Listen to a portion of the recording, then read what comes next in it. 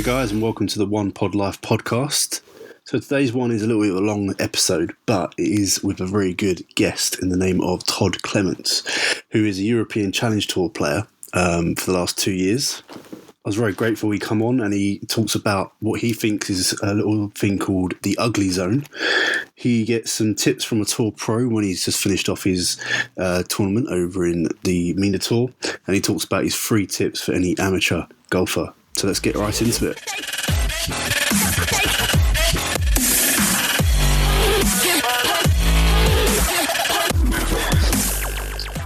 Hi Todd, and welcome to the One Pod Life podcast. Thanks for coming on, mate. How you getting on? Hi Lloyd. Thanks for having me. Really looking forward to it. And all good. Good stuff. So if you want to introduce yourself for those who don't know who Todd Clements is, and let us know what it is you're up to these days.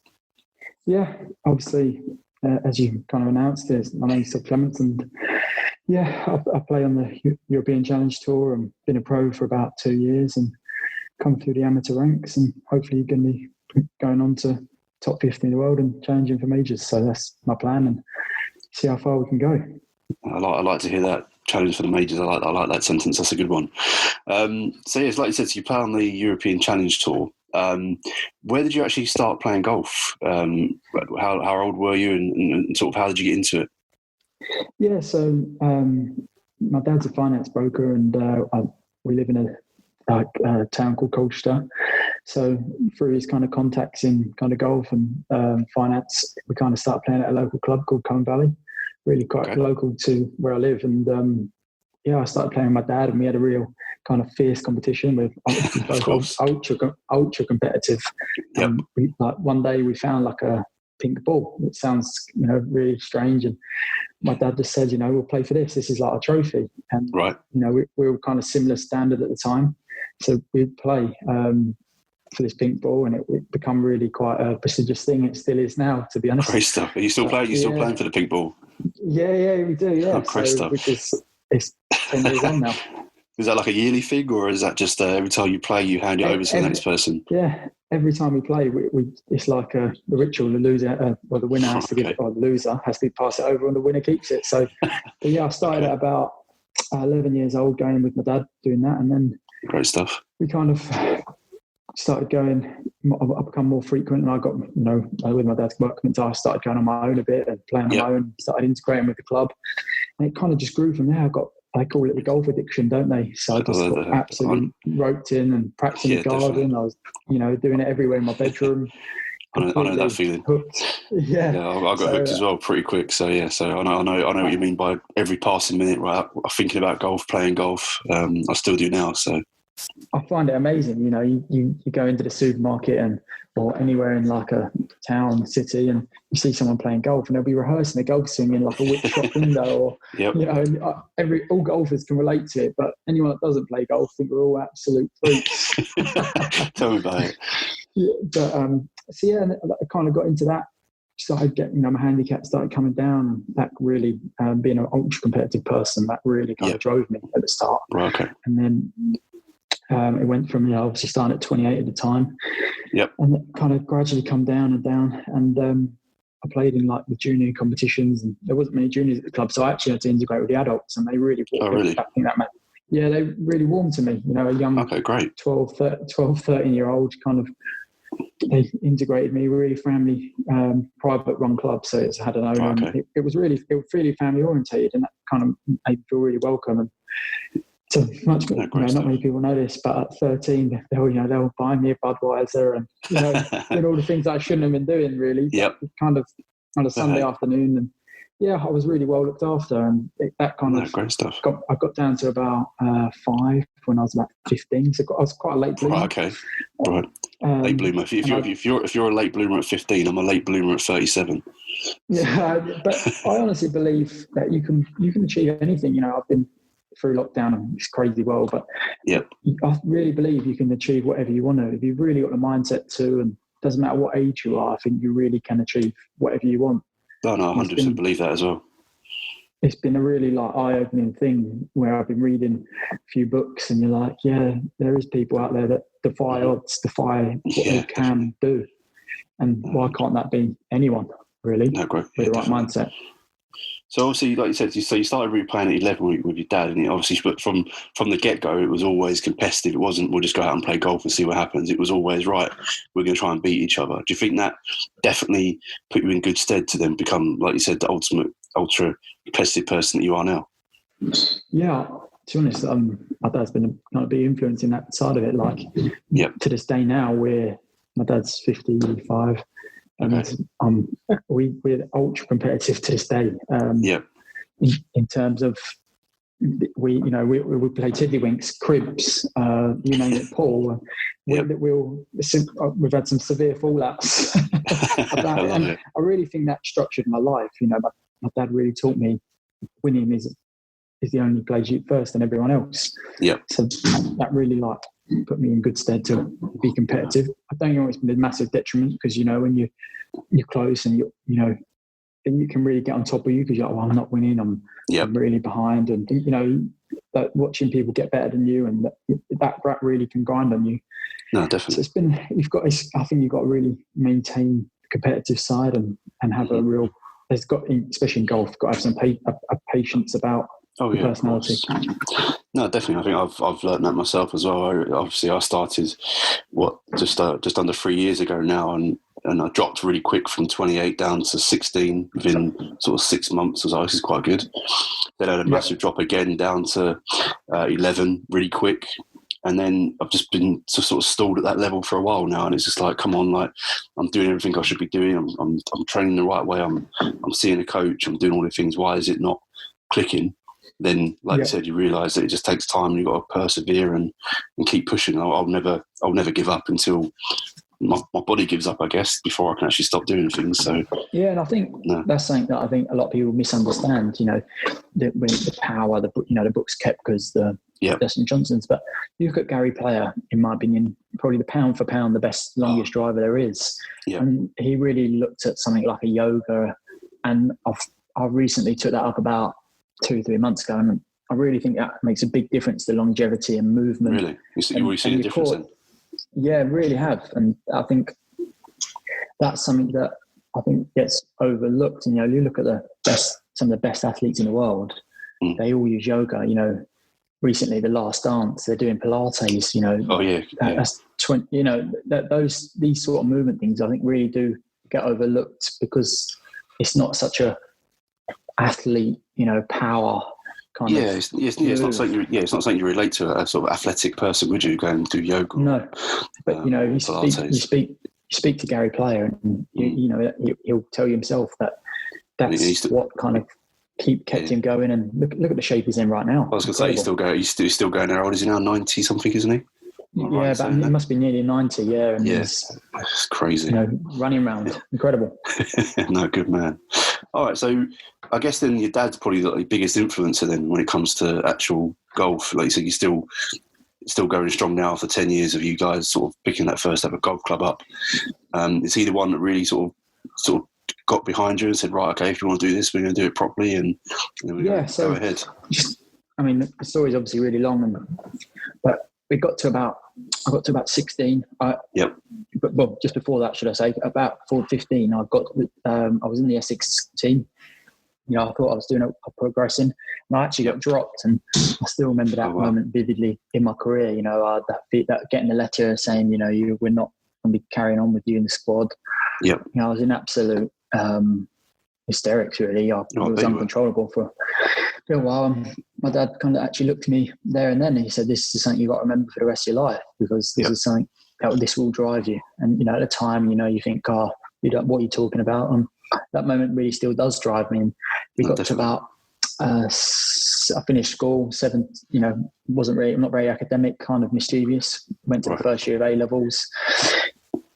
All I thought about was playing golf. You know, and the teachers kind of said to me, "We don't want you here if you don't want to be here." So I thought, well, I'll rub my hands together thinking, I'll just go and play golf.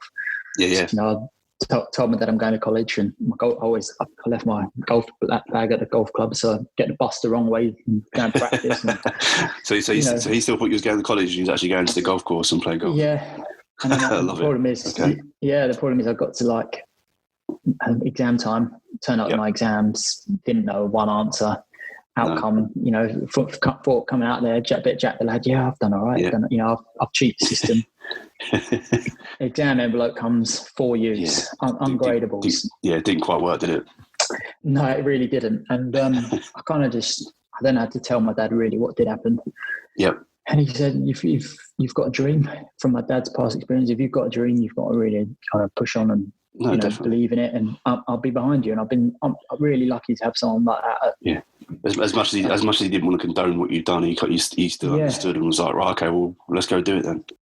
Exactly. And then we started it. We did it we tried to do it at the best ability with the knowledge we knew at the time. Right. So I started I got coaching at my local club. Like you say, what you're doing, you're getting a coaching, you're practicing, you're going. And one thing my dad kind of said to me is that if you want to do this is off your own back. So my dad had a job. He said, I'm never going to drop you at the golf club during the week. On a Saturday and Sunday I will, because, I can do that. But I actually had to cycle 11 miles a day there and back every day. So you had to show real dedication and to get up and get down there. And yourself. Was that with your golf clubs on your back, or do you still leave golf clubs at the? I actually occasionally didn't have to do it with my golf clubs on the back, but I left them at the club. Wow. And I did. Yeah. So I was determined. I mean, everyone thinks about cycling, and it was a bit like the weather today was shocking. I've cycled through everything you can imagine: hail, thunderstorms. Times that you think, wow. Well, like you said, if you got a drive and a goal, and nothing's going to stop you from getting there, is there? No, and I feel like that's my personality. That's kind of really helped me kind of progress and work the right way and things like that. So then I started playing 17, playing in amateur competitions that I could, and I didn't really do very well, and that kind of become hard because you're thinking, I'm doing all this hard work, I'm not getting any better, like you say, and you become frustrated. Patience can easily turn into frustration. Yep, or a driving force. Yeah. Yep. And I got frustrated quickly, and then but it was also a motive because I was like, I can't keep being this bad. No. So I put more hours in, seek knowledge of another coach, and that kind of moved me on. Okay. I got to about 19 and I had a few better results and that sort of thing. And I then went on to play. A big turning point in my time was I went to play the Middle East. Right, okay. My dad, he knew someone out there. He invited me over and he's like, there's this golf tour. Do you want to come and play as an amateur? You can stay at my house. That's really good. And play out there. Yeah, so I've been really lucky in those sort of things. Quite a lot of people wanted to help me. And what tour was that? Is that the MENA Tour or was that something? Yeah, the MENA Tour. It was the MENA Tour, okay. Yeah, and the first person I played with was in my first event was in Scotland. Yeah. Oh, really? Yeah, it was, yeah. And we got on well, but lucky enough, I went back the next year. So and I got better and better. And at the end of that year, I was doing okay, but it wasn't really, he kind of said to me, you've got a really nice swing, but I think I would change a couple of things, that kind of my brain ticking and definitely that sort of thing. So we played. So sorry, at this point, was you still an amateur at this point? You hadn't turned pro or anything? Okay. Yeah. Oh, great stuff. I didn't turn pro till I was 22 years old. Wow. Okay. So and I'm 24 this year, so it's nearly 2 years. But I met him and he kind of helped me a little bit, and I thought, cool, I like that. I saw real big gains very quickly. Yeah. Okay. Are you still with Zane now then? Yeah, from his one tip he gave me, and I was like, oh well, I'll go for another one. Before I knew it, he was coaching me, and that year, 2017, I went on.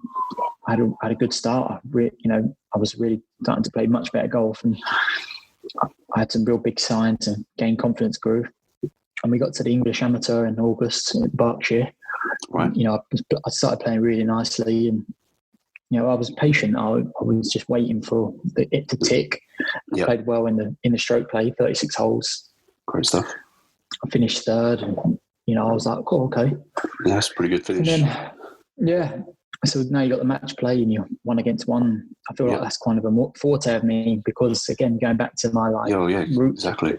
1 against 1 against my dad or whoever I'm playing at anything. So I beat one. I beat round to 64, 32, 16. Yep. And then you think, cool, could this be my year? Could this be what I'm waiting for? Yep.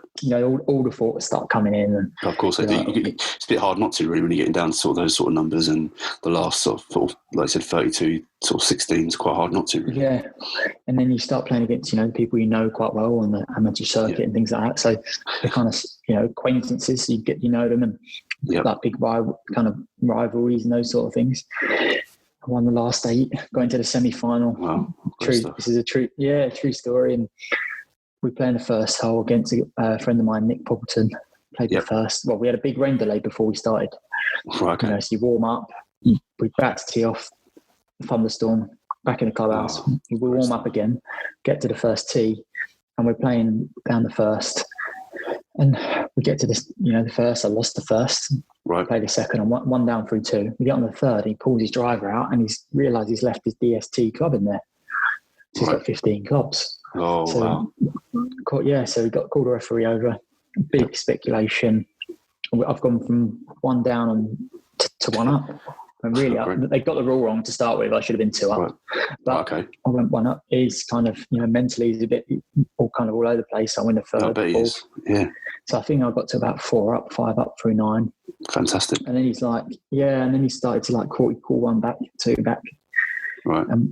He actually brought me all the way back to 18, and luckily enough, I won it. I was 1 up playing the last, and I had a half. Right. So I'm in the final now, and I'm like, wow. Wow. Okay. Big time now. Yeah. So 36 holes on the Berkshire was incredible. Really, 2 pairs. Yep. You'd never do it, never see it again. 2 people on just 1 course for a whole day. Yeah. Wow. No one else can play. It was amazing, really. You think back at those sort of things. Was there many people watching, or is there sort of gallery following I reckon you? We got up to about 80 people, something like that. So wow, okay. It's something neither of us in the final used to. I was going to say, it's pretty nerve-wracking if you've got 80 people following you around. Yeah, especially in the afternoon, a few of my family come down, friends, golf members of my local golf club. So it kind of it was quite a big deal for me at the time. Oh, yeah, and we played. I had a good first round, 4 up after 18, and he slowly crawled it back. I think I was all square with 9 to play, and that was something you look back on. You dig deep into, like you say, you look back at my time when I was there on the 10th tee. Yep. I can still remember it, picture myself right there now. You dig deep into your memories, your kind of body, and you remember the times when it's cycling through hail. The times where you were missing school to play golf. Yeah. All the sacrifices you had to make to actually get to this point. Yeah, and it kind of got me it brought me another level of focus. And lucky enough, I went on to win 2 and 1 and English amateur champions. Yeah, I had a big break for a year there, and I then went on to play the MENA Tour again. And I basically won. They have a leading amateur for every event. And I was unbeaten, basically. I won 7 in a row. Fantastic. Wow. Yeah.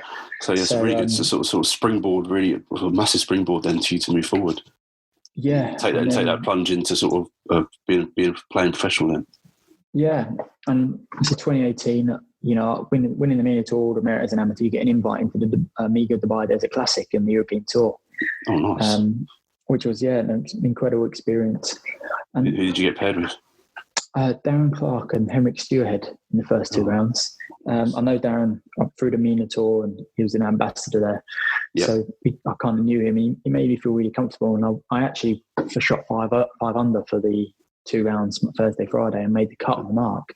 Oh, wow. And that really, so that really changed my mental attitude in am I good enough to yes, I really am. I was just about to say that sort of result is going to make, like you said, you can change your mentality to am I good enough to I am good enough. I can compete with these guys and take that plunge.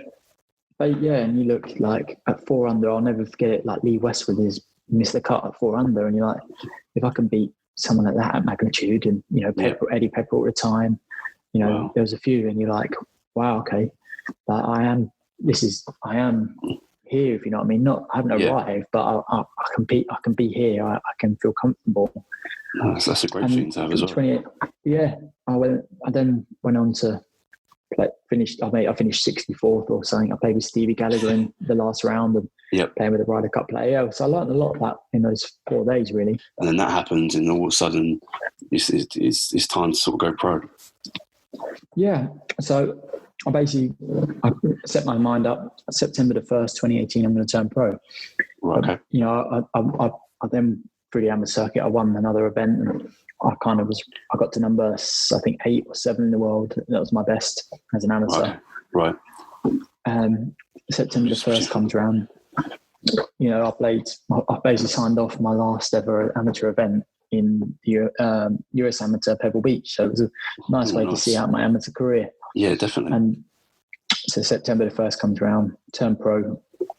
I haven't played great for a few months, so it was, you know, people were saying, should you or shouldn't I? You know, those things where you think, actually, it's my career. I'm going to do what I want. For the first time, 100%. I'm going to take my own advice. I'm going to take control. I'm going to do it. Yeah. So, you know, turn pro, all hopes. First, got an invite into the Bridgestone Challenge on the European Challenge Tour. Yep. I played rubbish, absolutely rubbish. Missed the cut by miles, thinking, what have I just done? You know, all the negative thoughts flooding in, and you're like, was this the right time to do it? I got another invite into Kazakhstan Challenge Tour 2 weeks later. Flew over there, missed the cut by like 1. You know, so it was. I had a tough start. Yeah. In terms of like what I went from being, you know, playing reasonable golf to like dropping off. You know, that took a big toll. No, definitely. I then thought, okay, we'll drop down and, you know, not go for Europe Challenge Tour invites because they, you know, couldn't anymore. I went and played on the Sunshine Tour, get different environment, different thing.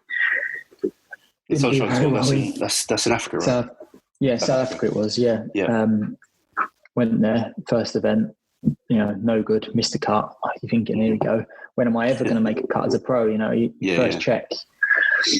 So I played the second event, and I still remember it vividly. I made the cut. I played reasonable. I didn't play great. I finished like 30 or 35th, somewhere there. Okay. You know, the rand's so weak. I was my 300. I'll never forget it. £376 and 48p hit my bank account. And but like I said, it was your first paycheck, and that's again that's to give you encouragement to then move forward, because you go, right, okay, I've got something now. I can use that as a base and move forward. Everyone thinks about it. It's the monkey off your back, isn't it? And when exactly. you've gone from having it as a hobby kind of aspirations to actually, this is my job. I'm making. It wasn't a lot, but it's a livelihood. No, definitely. So I made the cut there, and then that gave me a lot of confidence. I went to Saudi Arabia to play in the Saudi Open. I won. Like you said, all these negative thoughts of going, I can't. Am I actually going to do this? Am I going to get my first ever win? You get your first paycheck. You get your first paycheck, and the next tournament you go and win it. Yeah, I had a couple that just shows golf, isn't it? That you never know when it's going to turn for you. And no. I had those beliefs that even though I was playing badly, I think I was trying too hard. And I think I think a lot of golfers we try too hard because you want to do it so badly that you go over the edge of doing what you know comfortable very easily to like, I must hold this part, I must do this, I must do that. Yep. As soon as I think, those sorts start coming in to people's golf is when it deteriorates. Yeah.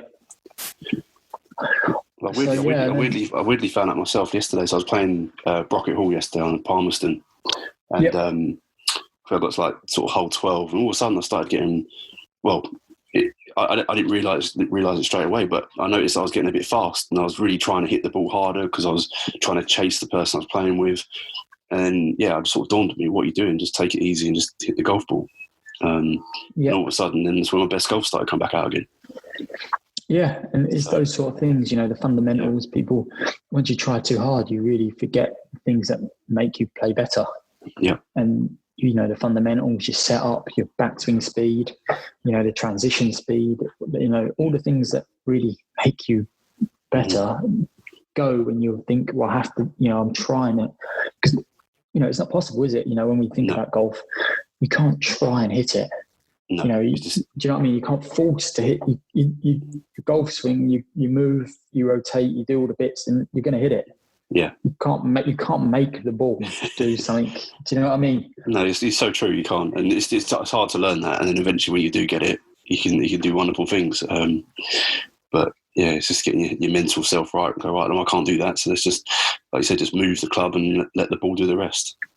Yeah, and I think I'm sure you're slowly, after only playing the game not very long, but once you get into like a mental state of like, I call it like the zone, where you just moving fluidly. The good rounds you've had where you might have like broke your handicap, had 42 points. You think, you get to that 17th green, you're like, cool, today's gone round really fast. Yeah. You know what I mean? You think, oh, we've played so fast today, and you look at your time like, cool, 4.5 hours has gone, or whatever it is.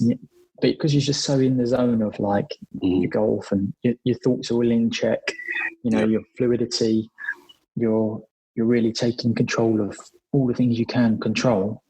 You're in the zone and you play your best golf. No, definitely. You're right. So I cut you off when you were talking about the competition you won over in Saudi Arabia. They didn't get you an invite to somewhere, you saying? Yeah, so I got an invite into Saudi International on the European Tour. So, the winter passes, and we come to our first event back. Is the one in Saudi. But I'm playing against Brooks, Koepka, DJ. All these guys.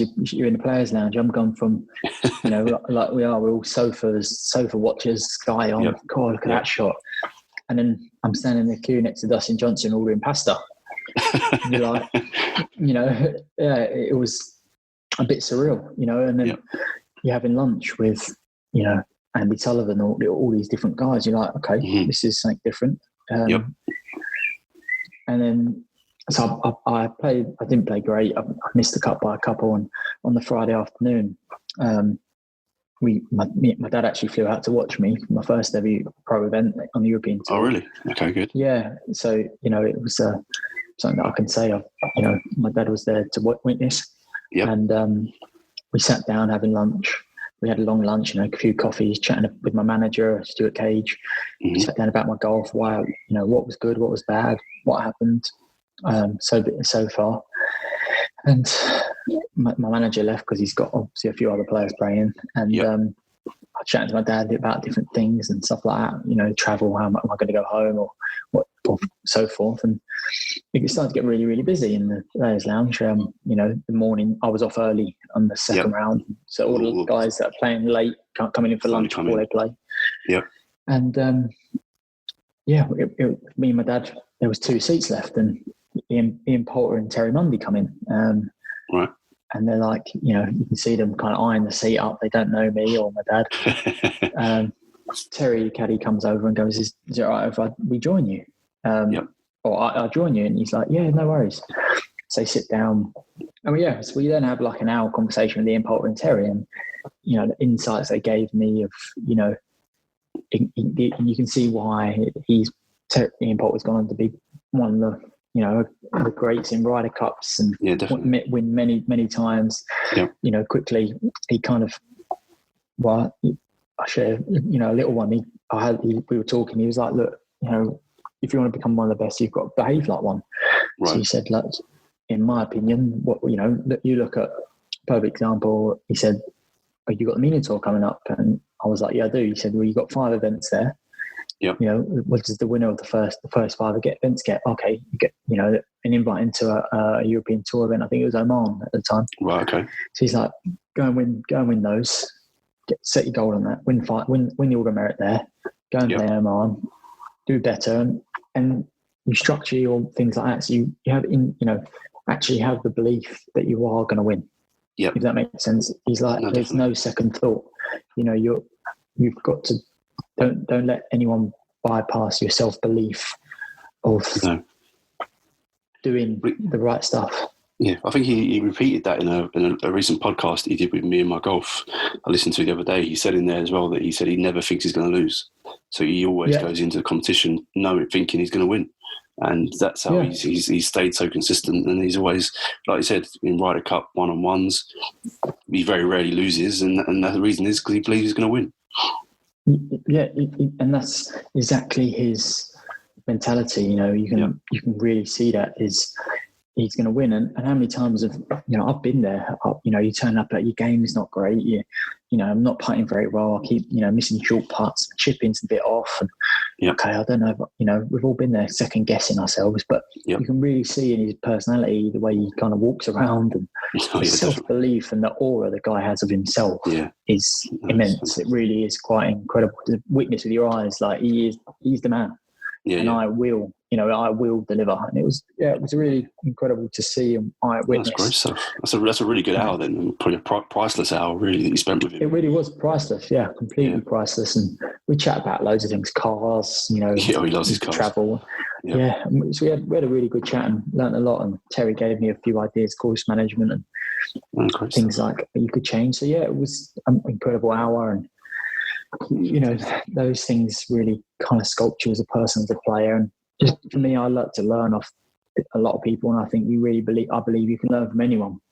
Everyone has a story. Everyone has like a life lesson, and that really can mold you as a person and as a player, and that definitely can make you become even greater. Yeah, great stuff. And that's what I'm hoping to get from these podcasts by talking to people like yourself. And like you said, you've had your priceless hour with Ian Poulter.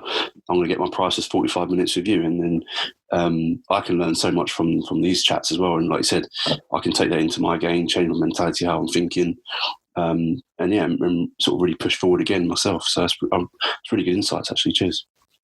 Yeah, no, those things, my belief is, you've got to be, and from what I've learned being on Challenge Tour, playing a few guys with the main tour, Matt Wallace, and a lot of it is self-belief and those sort of, I think self-belief, if you don't believe in what you're going to do, then no one else is going to. And of course. That's something that I've really kind of been eye-opening to, everyone. I've got self-belief in me, but when you can actually see it in people, and I think there's a good line between being arrogant and being, a genuine person, but self-belief. Yep. So I think there's a fine line, but you can really, self-belief's been really quite prominent in what people are doing. And I think definitely. I think these people actually enjoy being in the ugly zone. And some people call it the card zone, the ugly zone, or whatever zone you want it to be. But I think the best players and the best people in the world, best athletes, the ugly zone is where they relish, the times where you see Michael Jordan hit the shot in the final on the buzzer, or Cristiano Ronaldo scoring a free kick or a header or goal in the final 9 minutes, Tiger holding out putts. Yeah, and I think the ugly zone in practice, like when it gets hard and you can't quite do it, being resilient and showing that you've got that behind you. And, definitely. Finding something deep inside of your mind and your body to overcome the difficulties of what's just in front of you, that little hurdle. That might be, it could be, I don't know, in a gym, 10 press-ups. Can you do 11? Yeah. Really just pushing that, and that's something that I really enjoy in my own life is how far can I push my body? My hobbies, I've got cycling, I play, do a bit of fishing, I do go work in the gym or those sort of things. I go running, and I always think, how far can you push your body? How far can you push your mind to really exceed what your potential is? Because, and this is what I have fully going back to it, I think anyone can achieve what they want to achieve with the right mindset. Is like you say, if you want it bad enough, when people say, "Oh, I had to stop playing golf, I run out of money." Well, I kind of see that in some respect. But if you've got a part-time job, if you've got out, put all your money into golf, just there's so many ways that you can actually make things happen instead of going, I'll just take the excuse route. And for me, that doesn't work in anything. The sob story, the excuses, anything people say, "Oh, I didn't have enough time." Well, you got 24 hours in a day. You can make something out of it. Do you know what I mean? And people say, and I'm not someone that believes in, I can't quite do it. I didn't really feel good today. It doesn't matter how you feel. You've got to get the job done. And I think that's the uppy zone, in my opinion. And Right, okay. That's where I find I've massively progressed from between 19 and 22. So yeah, just finding that ugly zone, and I think that's where most progress is really made. And I'm not a big believer of block practice. I think that's really something that's been kind of social media and those sort of things have done that. I don't fully believe in block practice, with the brain, and what I'm starting to understand of it. 25, half an hour or 45 minutes, I would say, is your max. And then those sort of things really do start to dip. I think those sort of things really do help. And like say, I don't know if you heard me, or I think 45 minutes practice sessions is the max I think people should do, because I don't think block practice really, hours and hours, I don't think you really get a lot from it, because I think after 45 minutes your brain starts to wander.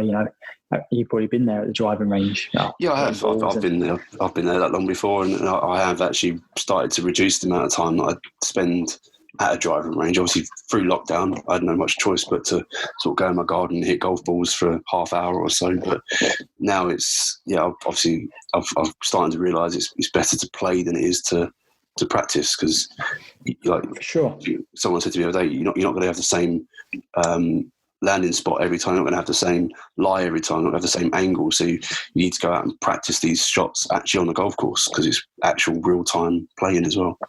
Yep, definitely. And I think that's something that people really miss out on, and this is my point. Block practice, I don't really see, especially when you're hitting it off a mat, you're hitting it in a stimulated area, unless you're really working on a technical move, really don't think it's beneficial for anyone's game.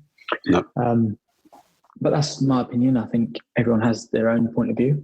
Oh yeah, of course. But that's just personally mine. And yeah, definitely. Well, it's worked for you, so I'm pretty sure if someone else took it on board, it's going to work for them as well. So well, I've kind of witnessed it myself. I've got a few peers that you see them all the time, just hitting balls, hitting hundreds, thousands of balls. Yep. And the progress is kind of stalled because of, in my opinion, this. And you're not, like you say, you're not doing the experimental part of the game, which is what the game is. It's problem solving every single shot, because you can have a different lie, you can have a ball, you can have different wind, you can have so many different factors to what is in front of you. I don't think block practice off a mat in a stimulated area is going to achieve much, if that makes sense. No, I totally agree. I'm definitely changing my mentality when it comes to that. I'm sort of stepping away from, I'm going to try and step away from the practice and definitely play more often, even if it's just 4 or 5 holes after work or something, just to try it out that way instead. I really think you'll see a lot of benefits, because you'll be, but you definitely need to still remember times, and you need to keep your technique in check. Still do one evening a week in the driving range, or those, or whichever you can do. So so you don't go steer away, because you'll have a point where for 2 or 3 weeks you'll play great, and then you think, I've kind of dropped off here because the technique slowly, a little bit deteriorated, drifted off. So I think definitely kind of checking that, and I personally think a Monday for that is really good, because you've got the rest of the week to then go and experiment with it, and then come Monday next week. Yeah, put it all to practice on the course. No, it's a good idea. I really like that idea. Which is something that I've kind of gained from Zane, who coaches me every Monday. Like the guys on the main tour, you see it. The coaches there Monday, they'll be putting their swing back in check. By Wednesday, they're doing performance practices. They're doing nothing really technical. I can't remember who I was talking to, but someone said pretty much the same sort of thing. They said you'll see the guys on the range sort of Monday, Tuesday, really sort of putting in the grind, I guess, if you want to call it. Getting a technical in place, and then as of sort of Wednesday, they're not on the range practicing. They're out on the course, or they'll spend 5 minutes on the range, and then go out on the course and play. And get their actual game in check, as opposed to their technique. Exactly that. That's exactly what they do. I was lucky enough to spend a bit of time with Michael Campbell. He said Monday morning, if you're on the range, if you see guys on the range, they'll be grafting their whole body to get their technique right. They're obviously not happy with it. Yep. Tuesday it starts to go between technique and a little bit of performance, or those sort of things. Wednesday is performance only. You've got to stand up. You now got to get ready for Thursday morning or Thursday afternoon when you're going to be pegging it up. Yeah. And it's go time. So it's just about getting that right balance. No, definitely. I think that's a great insight there, right straight away. I think if anyone can take that on board and move forward, I think they're going to make massive gains, and I'm definitely going to start thinking more about on that sort of line of my approach to my game, because if I want to improve, that's the things I've got to do. Yeah, and a big thing for me is when you go to the driving range, you can still put those performance things in. So like, if you've got to be quite strict on yourself. You don't get an extra shot, or you don't get a mulligan. If you get 10 drives, if you give yourself at the start like a reasonable fairway, so nothing too hard, nothing too easy, and you count how many out of 10 do you really get, and it has to bounce in. It can't like bounce out and it's on a slope and then rolls in. That doesn't count. And how many times do you get out of 10? Because you're going to hit probably 10. You're probably going to hit 10 drives on a golf course roughly. So how many out of 10 do you actually get? I think 8. If you get 8 out of 10, you'll be world class. Yeah. And then it's like, and you're simulating that real time pressure as well, aren't you? As well. Exactly, and then the 9 ball drill, you get 9 shots. How many do you actually get? Within a radius, you might give yourself 5 yards each side of the post. How many can you hit? A low draw, high fade, high draw, high normal shot? How many out of 9 shots do you actually get? And once you really become strict on yourself and do those sort of things, I really think you'll really see some real big benefits in the game. And when you're out on the course, you're like, I've got a back right flag. Okay, it's a bit into the wind out, out the left. So I'm going to hit a low fade here. Wind's going to help me. So it's going to bounce in the middle and just trickle towards the flag. And then just a real you'll then notice when you're playing, you're like, okay, well, I've got to go over this tree, just around the tree, and it's got to land soft to a front middle left pin. I'm going to get a nice high draw.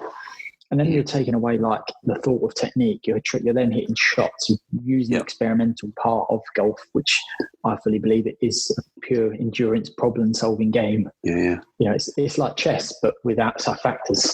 Right. Because you're trying to make moves. Okay, I'm going to hit it down the right half of this fairway because get away from that right bunker, but it might roll in the right rough. And you're like, okay, we've got a front left pin out of the rough into the wind. You're just really you're problem solving. Right, okay. If that makes sense. Definitely really makes sense. It's definitely something that I don't do myself on the golf course. At the moment, I probably play just one stock shot. That's all I've got really. So all I'm thinking of is, right, do this shot. Doesn't matter where the hole is or where the pin is, where the bunkers are. Obviously, I'll make sure I don't land in the bunkers or anything. But yeah, it's definitely that's opened my mind a little bit when it comes to actually thinking about how to play the game, as you say. Because I don't know how you play, but when you're out there and if you hit a bad shot, you're thinking, you've only got one route. Where was it? My technique's a bit off today, when you actually got a low fade or whatever shot you're really thinking of, your technique slow kind of doesn't really go. You kind of just your mind and your image of your mind and your body. You're like, okay, I'm going to really do this. If it doesn't come off, you can then reflect on, okay, well, what happened? Yep.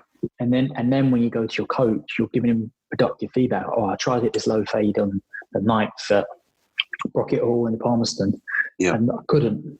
So and then he'll show you why you couldn't. And I think then you're really adapting your game. Yeah, adding shots to shots to your arsenal as well, which is good. Exactly, and then you're actually playing golf because everyone goes, everyone wants the perfect swing or what. So, but Jim Furyk seems to have done okay. Definitely. Phil Mickelson's had an incredible career, and Dustin Johnson, not one of them swings it the same. So why do we seek perfection of the perfect swing when everyone's different? Yeah, I think you're right. Definitely right there, 100%. That's really good. I was going to ask you, obviously on your Instagram page is a nice picture of you holding a nice big trophy. As your profile picture. I don't think you've spoken about that. It was on the Euro Pro Tour, wasn't it? Yeah, last year. Obviously, my first year as a pro. Went to Q School in 2018. Like I say, didn't do very well. That was a bit where I was in a dip of form. And then I come out. I went to played a little bit in the Middle East. Yep. Come back in April time, Europro Q school, first stage. That's what I had to, as you first, you don't have any rights or anything like that. No. So I went to first stage. I actually picked up an injury. I was really like, I'm in an area. It was in an intercostal muscle, so quite an important part in golf. I couldn't rotate. Okay. So there's me. I'm taking every anti-inflammatory, every painkiller. I think I had about 8 or 9 pills in me before I started. Wow. I was like, I'll give it a go.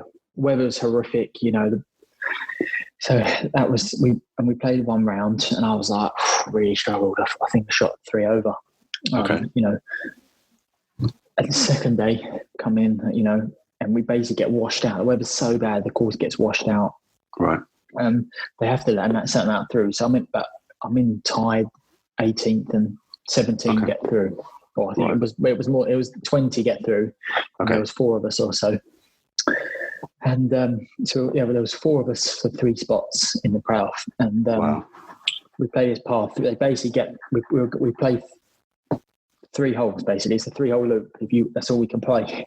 Right. So we play this par 3. I mean, I can barely move. I make a bogey. One guy makes a par, or 2 guys make a par. One guy makes a par, the rest make bogey because the weather was so bad. I hit a 5-iron. I can barely move. I hit a 5-iron, 140 yards. Wow. So it was kind of a bit of a challenging. We should play the next hole. I scramble. I can just about reach the green in 2 with the driver, and the 3 would hit 420 yards. I'm in severe pain. Yeah. I make a bogey. One guy misses a 4-footer to keep me in it, and then I luckily on the next hole, a long par 3, like 3, like a long club. Yep. I make a par. He makes like a double bogey, thrashes around, so I get through. Last man in. So I went to the final stage of Q School, get my card. I'm in and going to, funny enough, Brockett Hall. The Palmerston course is our first event. All right. I've been practicing there quite a bit because it's not quite local, and my game's in good shape. I'm fully fit again, and go out kind of really anxious, apprehensive, but just kind of went around my own business. Didn't really know too many people. And okay. I think I shot 4 under, 5 under, one off the lead going into the final day. Yeah. And I had a lightning start. I think I was 6 under through 9 or something ridiculous. And I kind of blew the field away on the front nines. It was just hang on now, and lucky enough come in and hit 1 by 2. So that was my first win. Yeah. When I played, I mixed match between Europro and Challenge Tour for the year because I had 7 invites.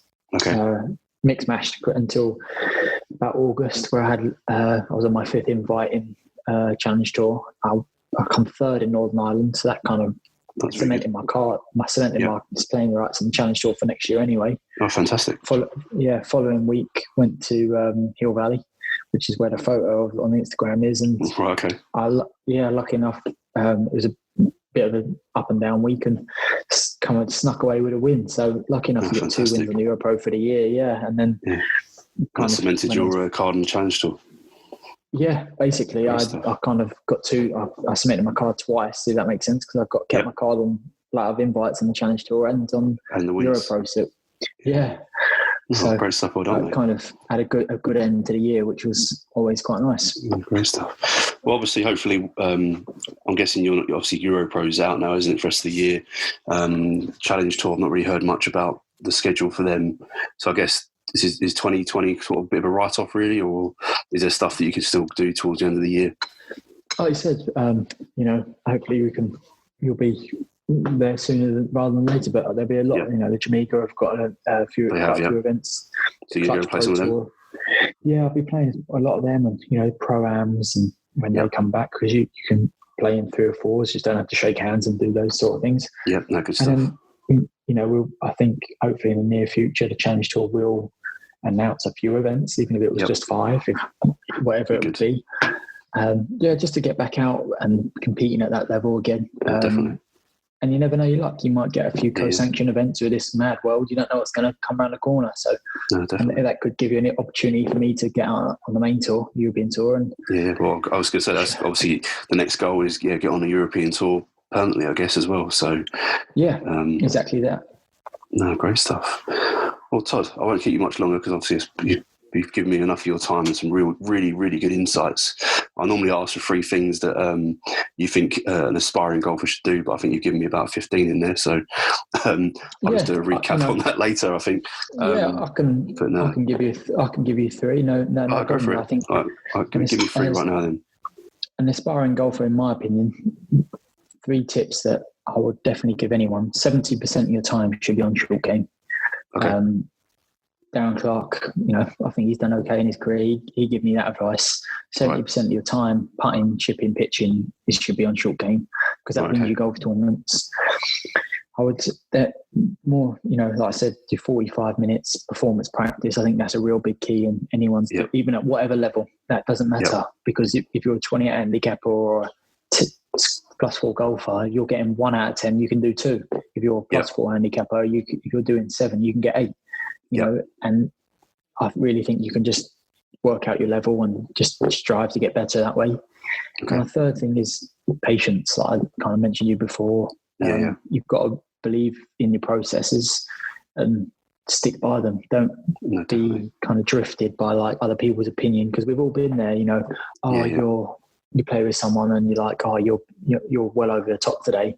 Well, they don't know what they don't know what your coach has said. They don't know what your thoughts are for that shot. Yeah. So really, I think you've got to really be patient and stick by your processes. Yeah, almost ignore any outside influence apart from the people that you're actually talking to when it comes to your game. Exactly. Yeah. Exactly. No, definitely. Well, I said, Todd, thanks for that. That's been a fantastic talk and insights and what it's like to be at the Challenge Tour level. I wish you all the best of luck going forward, and hopefully you can get back out and strive towards the European Tour. And we'll be seeing you on TV a bit more. Hopefully, and thank you for having me on. I've really enjoyed speaking to you, Lloyd. And thanks, mate. Good luck and see you soon, I'm sure. All right, cheers, Todd. Thanks very much. And thank you very much. Yeah, good luck and speak to you again soon. Cheers. All right, cheers. Thank you. Bye. Bye-bye. Well, what a fantastic guy, and thank you to Todd for coming on and giving us such a great insight in his way of playing golf. Really liked his take on the ugly zone. Definitely something I think we should all look into, really. And all the other tips he got from Ian Poulter. And I mean, if you want to be the best, you got to practice like the best, you got to think like the best, and you need to surround yourself with the best, I guess. So, I mean, I'm going to take a lot of insights from Todd's words in this podcast and take them into my own game.